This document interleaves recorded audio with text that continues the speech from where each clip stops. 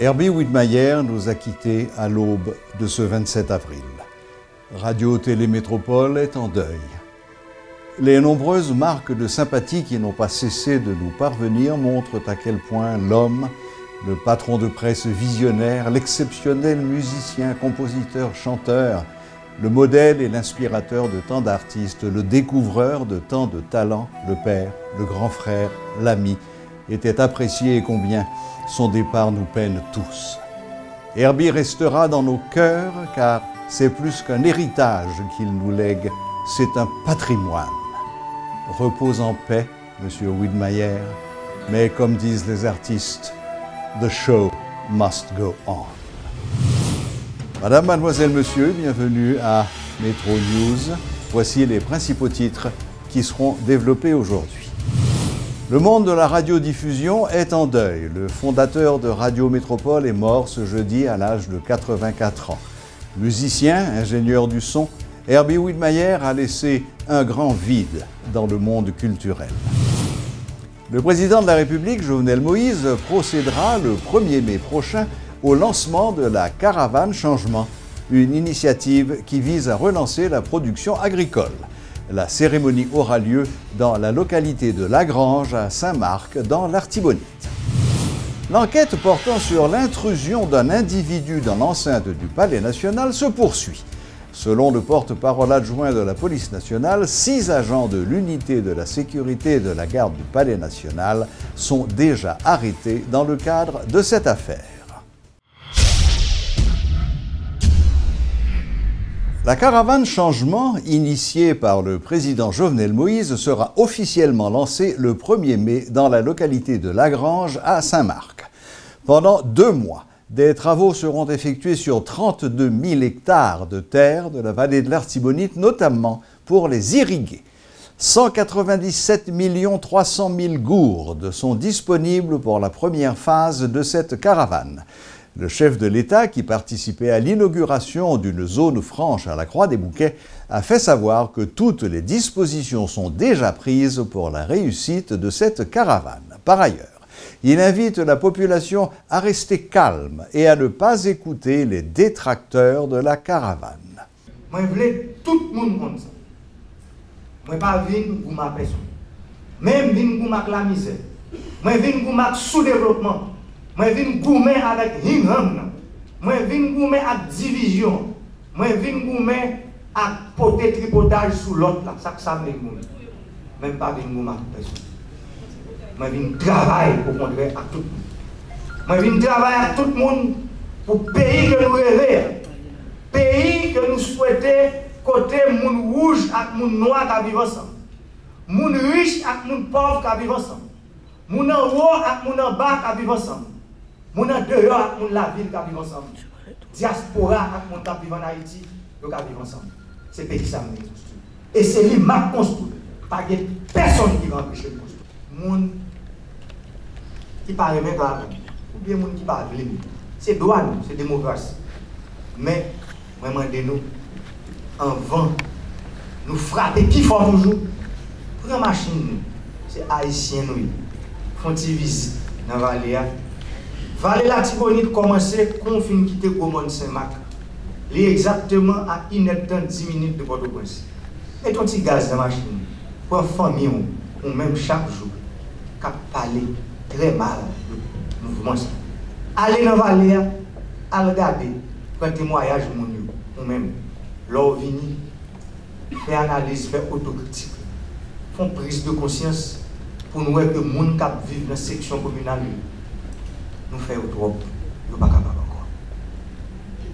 Ils ne sont pas capables encore, leur bon mouvement positif qu'a fait pour retirer les gens dans la misère, ou même qu'a gardé le jeudi, qui gagne un micro dans la main, parce que les micros sont médiocres, qui a parlé, ou bien qui ont plume qu'a écrit, font copie, parce que maman et papa, c'était Madame Sarah, c'était paysan avec lui. Font coup de pied à regarder ça qu'a fait dans la vallée de l'Artibonite. Ça n'a pas jamais fait depuis 40 ans dans le pays. Ça que nous allons faire, qui n'a pas jamais fait depuis 40 ans, nous allons faire dans 45 jours. Mais ça a eu les volontés politiques. mais ça aurait accompagnement au plus haut niveau de l'État pour le changement que nous rêvons tout bon pour le rêver. Un pays respecté tête, c'est là qu'on commence par un modèle eux-mêmes. Étrangers pas venir d'où on veut. La paix d'eau j'en veux. Mais pour les dos j'en veux, il faut même aider tête tout, j'en même ouais bon. C'est même gens dans le niveau aller la Tibonite. Nous prenons décision pour nous aider tête nous. Jean nous-mêmes nous est la bon pour nous. Comment la bon pour nous dans Valais? C'est là nous mettez 32 000 hectares qui étaient en Valais depuis 1950 dans les années 50. Depuis les années 60, c'est moins que 12 000 hectares en Valais. On y a la première 32 000 hectares en Valais. En quoi? Projet inachevé. Il y a près de 28 000 hectares qui étaient pour fait. Mais je garantis en 20 mandats, pas un mandat que le peuple là-bas a fini, n'a mettre 60 000 hectares en valeur dans la vallée de la Tibonite. Et n'a pas.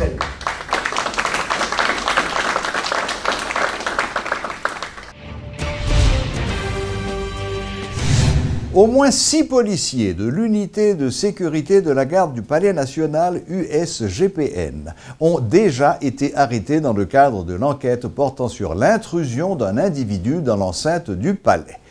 L'annonce en a été faite par le porte-parole adjoint de la police nationale, Gary Desrosiers. L'inspecteur a confirmé que l'enquête suit son cours. Une vingtaine d'agents de l'USGPN sont déjà entendus. DCPJ attendez chaque monde dans le cadre de l'opération.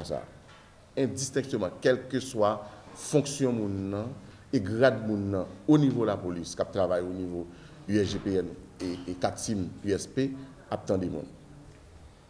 Déjà, il y a 22 policiers que vous entendez, plus concernés, qui c'est Danias Pierre-Louis, qui, dans 20 ans, qui expliquait c'est quoi des bouquets monsieur a vu, c'est la vérité qu'il a fait, les prend bus, les mettait devant Madame Colo et à pied l'aller dans le Palais national.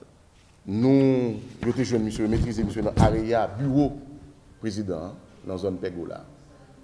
Alors, pour le moment, il a fixé responsabilité parce que son zone protégée, il y a plusieurs postes pour joindre pour entrer côté ça que vous joignent individu ça qui était armé donc Galil et Zamna étaient pratiquement fonctionnels parce que tu gagné cartouche et au canon. DCPJ a fait tout ça qui dépend de lui pour joindre comment monsieur fait entrer, qui est-ce qui introduit en le Palais national et fixer responsabilité et quel que soit le monde qui vient pour accepter ça. La police a procédé à l'arrestation et conduit devant la justice. Rappelons les faits.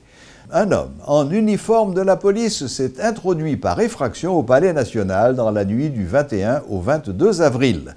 Il a été maîtrisé par le service de sécurité de la présidence. Le gouverneur de la Banque centrale plaide en faveur d'une politique publique tournée vers la croissance. Jean Baden-Dubois, qui présentait ce jeudi la situation macroéconomique du pays au sommet international de la finance, estime que les efforts portent trop sur la stabilisation. Il est temps de penser croissance. La Banque de la République d'Haïti va continuer à utiliser les outils dont elle dispose pour mener à bien la politique monétaire du pays, mais parallèlement, ajoute Jean Baden-Dubois, il convient de lancer d'autres actions pouvant favoriser notamment une augmentation de la production nationale.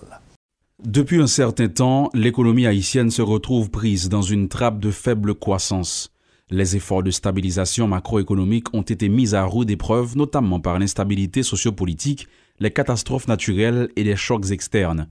Aujourd'hui, il faudrait changer le fusil d'épaule, selon le gouverneur de la Banque centrale Jean Baden-Dubois, en canalisant les actions vers la croissance plutôt que vers la stabilisation. Nous faisons un pile programme de stabilisation pour capable d'aller vers la croissance soutenue et auto-entretenue. Il est bon pour stabiliser d'abord.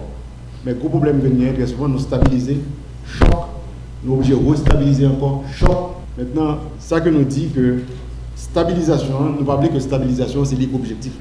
Nous voulons que c'est croissance qui est l'objectif. Étant responsable de mener la politique monétaire du pays, la Banque de la République d'Haïti ne peut pas à elle seule assurer ce virage ambitieux. C'est pour cette raison que Jean Baden Dubois plaide pour la mise en œuvre d'une politique publique tournée vers la croissance.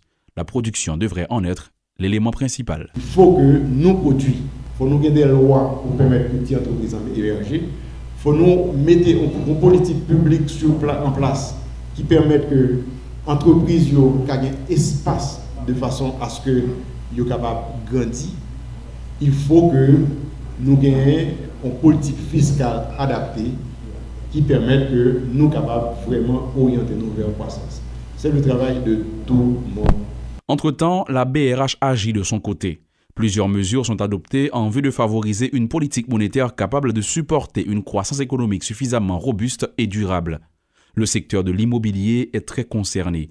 Des facilités sont dégagées dans ce domaine grâce à un partenariat avec les banques commerciales pour les prêts, révèle Jean Baden Dubois. On fait un refinancement pour l'immobilier. Un refinancement peut nous permettre de gagner de la mesure que vous n'avez pas suffisamment de liquidité. Puis vous venez refinancer dans le BRH. Ça veut dire qui ça? Disons, vous allez dans la banque et que vous avez les fonds caille, vous avez les constructions caille, ils sont une capacité pour payer. La bonne prêt, il va juste demander Banque centrale pour refinancer. C'est seul Jean de Cabaroul à taux de 10% au moins. Alors que la situation macroéconomique du pays est plus ou moins stable depuis quelques mois, la croissance n'est pourtant pas au rendez-vous. De 1,4% en 2016, Haïti risque de connaître une croissance négative de moins 0,6% en 2017, selon la Banque mondiale. Le père fondateur de Radio Métropole, Herbie Widmayer, est décédé tôt ce jeudi matin en sa résidence privée à l'âge de 84 ans. M. Widmayer était souffrant depuis plusieurs mois. Passionné d'électronique, Herbie était devenu très jeune un radio-amateur. Doté d'un talent inné et utilisant ses recherches personnelles, il construisit son premier émetteur radio à l'âge de 14 ans. Il bénéficia de l'aide de son père, Ricardo, qui fonda Radio Haïti. C'est la passion pour la radiodiffusion qui sera le fil conducteur de la carrière d'Herbie, qui est également metteur en ondes et ingénieur du son. L'expérience à Radio Haïti durera quelques années et Herbie sera contraint de se lancer dans d'autres activités. Ces activités, notamment l'enregistrement de groupes musicaux, constituent une page importante de l'histoire de la musique haïtienne. Herbie Widmayer enregistrera les groupes les plus importants de l'époque. Les premiers enregistrements de compas direct ont été réalisés sur 78 tours. Il accueillait pratiquement tous les groupes de compas de l'époque. Musiciens hors pair, compositeurs et arrangeurs, Herbie était dans son assiette avec les grands noms de la musique haïtienne tels que Guy Durosier et Gérard Duperville, pour ne citer que cela. Il reviendra ensuite à la radiodiffusion en fondant Radio Métropole en 1970, tout en poursuivant inlassablement son action dans la musique et la publicité. Rappelons que le cinéaste haïtien Arnold Antonin a réalisé un film documentaire intitulé « Herbie, le jazz et la musique haïtienne ». Sorti en 2012, ce documentaire, qui contient des images originales et inédites, retrace une bonne partie de la vie de cette icône de la radiodiffusion en Haïti. Que je sentirai ton corps se donner sans remords. Le président de la République, Jovenel Moïse, annonce dans un communiqué qu'il a appris avec tristesse la nouvelle du décès ce jeudi 27 avril 2017 de M. Herbie Widmayer, une figure emblématique de la radiodiffusion et de la musique en Haïti. Le chef de l'État transmet, au nom du peuple haïtien et en son nom propre, ses condoléances émues à la famille du regretté défunt, à ses proches et au personnel de Radio Métropole en général. Une ligne téléphonique a été mise en place par les responsables de l'immigration et de l'émigration dans le but d'améliorer la qualité du service offert à la population. Le 105 permettra aux citoyens d'avoir des informations sur des documents d'identité, notamment les passeports et les SIN. Le directeur général de l'institution en a profité pour annoncer que des changements seraient bientôt constatés. Reportage Sheila Louis-Joseph. Les difficultés auxquelles fait face le Bureau de l'immigration et de l'émigration à l'ALU préoccupent les responsables. Longue file d'attente, lenteur dans la livraison des passeports, espace trop restreint, autant de problèmes qui ont retenu l'attention du directeur général de l'institution. Il y a deux facteurs. Un facteur, c'est le passeport en retard. L'autre facteur, c'est le monde qui a déposé le passeport. Ou pas qu'à camper pour faire l'autre seulement. C'est tous les deux pour faire ensemble. Nous obligés à respecter 5 jours dans toute ce centre-là. Nous avons essayé de faire le bon ici de tout, mais en même temps, c'est parallèlement, on va faire ça qui a rentré et ça qui en retard. Donc, on va toujours gagner un petit retard en côté, jusqu'à ce que nous finissions établir pour nous effacer le backlog et tout le monde a besoin de passeport dans un délai normal. Parmi les mesures adoptées, la rénovation de l'espace, la déconcentration des services dans plusieurs zones et dans d'autres villes du pays, le renforcement de la capacité de production entre autres. Et toujours dans le souci d'améliorer la qualité des services offerts à la population, une ligne vient d'être mise à la disposition des citoyens qui n'auront qu'à composer le 105. 105, vous payez le sans frais et l'on paye vous avez accès pour immigration, ONI, archives nationales. Vous avez accès pour demander une information, par exemple, en ce qui a trait à l'immigration, notamment des gens envoyez une vidéo là, sur des dossiers qui étaient là longtemps, relais 105 là, ou dit le numéro dossier, et puis la dossier ça paraît ou mettre venir chercher. Et quand on dépose le dossier, c'est côté pour aller chercher. Le centre d'appel est déjà fonctionnel. Plus d'une vingtaine d'opérateurs sont mobilisés pour répondre aux questions de la population. Téléphone ça, il est ouvert. Tout jour qui ouvre, lundi ou vendredi, jour férié ou pas la donne, samedi, dimanche pas la donne, et de 8h à 4h. Et vous avez un opérateur qui a dit, et même opérateur ça, pour vous qui peut déposer, il a fait numéro ça, et dans le numéro ça, il y a besoin d'un opérateur qui dit que vous voulez aller déposer. Et c'est comme ça qu'il pour toute zone métropolitaine pour prendre un rendez-vous. On habitué à rendez-vous pour l'autre institution qui fait. Pour un rendez-vous que l'arrivée, il doit un rendez-vous tel jour à telle heure. Et nous pourrons oublier, souvenir que l'autre arrivé là, c'était pour ça.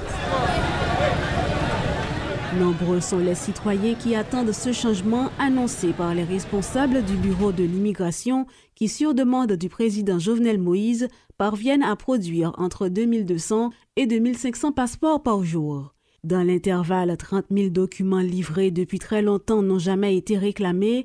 Certains d'entre eux sont même arrivés à expiration, déplore le DG de l'institution. La société IDCAT, en partenariat avec la Natcom, lance un nouveau jeu de bolettes sur le marché. Appelé Bolette Pipré, ce jeu de hasard se joue exclusivement à partir d'un téléphone de la marque. Pour la première fois, les joueurs pourront jouer au minimum une gourde pour profiter de l'ensemble des services. Ce lancement officiel a été organisé en présence de différentes personnalités du monde médiatique. Hugueline Jérôme, directrice marketing de la Natcom, Pascal Elie, directrice exécutive de l'Agent Cash, ou encore Stéphane Sanon, responsable des relations publiques et marketing de IDCAT, étaient présents lors de cette conférence de presse. Notons que ce nouveau jeu, interdit aux mineurs, sera disponible sur tout le territoire auprès des agents affiliés à la société l'Agent Cash.